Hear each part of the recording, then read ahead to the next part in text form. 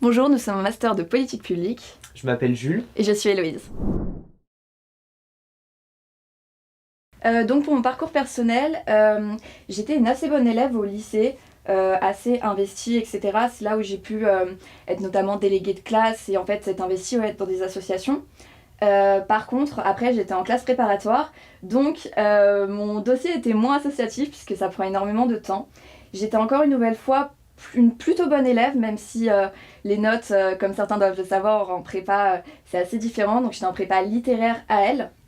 Et encore une fois, j'étais surtout une élève investie et assidue. Et c'est ça en fait que j'ai pu mettre en avant dans mon dossier, notamment dans ma lettre de motivation, ainsi que mes capacités académiques, donc notamment sur la maîtrise de l'écriture, même des capacités orales. Et donc aussi, à côté de la prépa, j'ai eu l'opportunité de faire plusieurs stages, notamment pendant l'été. Et c'est un des grands conseils que je commencerai à donner. Si vous avez des contacts, si vous avez même simplement la motivation, faites des stages, puisque c'est assez important. Moi, j'ai pu aller à la Cour des comptes, j'ai pu faire un stage dans un hôtel de ville, j'ai pu aussi connaître l'Assemblée nationale. Donc pour moi, c'est quelque chose à mettre en avant. Toutefois, c'est pas essentiel. C'est-à-dire que dans la lettre de motivation, pour moi, ce qui importe, c'est de relier tout ce qui dans votre vie personnelle, dans vos expériences, que ce soit simplement même de la garde d'enfants, un hobby, une passion, les relier au master et finalement aux compétences que vous pouvez avoir. Pour moi, c'est un vrai plus. Après, au niveau des conseils, je dirais, n'hésitez pas à venir nous contacter. Beaucoup l'ont fait, notamment sur LinkedIn, c'est assez facile de trouver les profils du master de politique publique. Je sais qu'on est heureux de venir vous donner des conseils en particulier. J'ai intégré Assas dès la licence, donc en L1. J'étais plutôt un bon élève au lycée, où j'étais investi dans plusieurs associations. Et j'ai continué mon investissement associatif en licence, et où j'ai aussi eu l'occasion de faire plusieurs stages. J'en ai fait 5 en collectivité territoriale et dans l'institution politique, comme à l'Assemblée nationale ou au Conseil de l'Europe. J'étais un plutôt bon élève, c'est-à-dire que j'ai commencé la première année de L1 avec le Covid avec 11-12 de moyenne, et puis j'ai progressivement augmenté à 13-14 tout au long de la licence, donc il y a une certaine progression. Et c'est notamment mes stages qui m'ont beaucoup aidé, je pense, et à avoir une idée très claire ensuite, après avoir fait travaillé dans plusieurs institutions, à savoir quel projet professionnel on souhaite avoir et vers quel métier on souhaite se diriger. Donc j'ai eu une progression dans mes notes et j'ai eu l'occasion d'investir dans plusieurs stages et plusieurs associations qui m'ont permis ensuite d'être pris au master politique publique. Donc moi, pour mon projet professionnel, c'est un peu plus compliqué, mais ça montre aussi que même en master, on peut encore continuer à réfléchir à ce qu'on veut faire. Grâce à mes stages, j'ai pu voir que le côté concret du local m'intéressait beaucoup. Toutefois, je me demande si j'ai pas envie aussi de passer des concours, un peu plus tels que l'INSP, puisque j'aime aussi ce côté prépa que j'ai pu déjà expérimenter. Et je m'intéresse aussi au cabinet de conseil, puisque ce côté davantage expert sur les politiques publiques m'intéresse beaucoup, notamment dans le domaine de l'égalité homme-femme.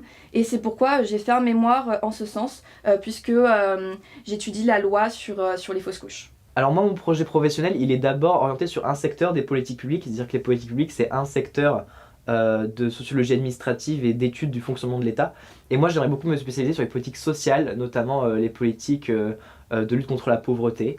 Donc j'ai fait plusieurs stages en ce sens, au cabinet de la maire de Paris, avec son conseiller chargé des affaires sociales, au Conseil de l'Europe sur l'immigration. Donc c'est un projet professionnel qui est d'abord tourné vers un secteur, les politiques sociales, et ensuite reste à savoir par quels moyens ça se concrétiserait. Donc moi pour mon oral, déjà petite anecdote, j'y suis allée de façon assez tranquille puisque j'étais en stage en même temps. Donc j'étais un peu en pause et j'ai profité pour y aller. Et ça s'est très bien passé. En fait j'ai trouvé les deux professeurs face à moi, à l'écoute. Simplement ils voulaient savoir qui j'étais. On m'a demandé justement de parler de mon stage et j'ai débité pendant 10 minutes. Elles étaient intéressées. D'ailleurs à la fin elles avaient un peu du mal à me laisser partir. Et au niveau des questions, j'ai une question qui est assez importante mais qui ne définit en rien votre candidature. C'est la question du mémoire, si on a des idées, etc. Je sais que moi j'avais une idée plutôt concrète, mais certains de mes camarades m'ont raconté que eux, pas du tout, et c'est pas pour ça qu'ils n'ont pas été pris. Et donc petit conseil en même temps pour l'oral, enfin moi je sais que ça m'a beaucoup aidé, soyez vous. Parce qu'ils cherchent avant tout des personnalités et ça se ressent dans notre classe. On s'entend tous bien parce qu'on a tous des personnalités qui matchent ensemble. Donc voilà, donc exprimez-vous, exprimez ce que vous êtes et voilà. Alors moi mon oral il s'est plutôt bien passé, c'était assez court donc du coup on était convoqué au CERSA, pas très loin du Collège de France. Et d'ailleurs pour l'anecdote j'étais arrivé en avance, ça tombe bien parce qu'ils m'ont fait passer largement en avance parce qu'ils avaient eu un problème de liste. Et du coup j'étais arrivé, donc c'était avec Blandine Ménel et Yves Surel, donc ils m'avaient posé 3 questions, ça avait duré un peu moins d'une dizaine de minutes. Ils m'avaient posé d'abord une question de présentation générale sur mes choix, sur mes goûts, ils avaient rebondi sur quel master je voulais en premier.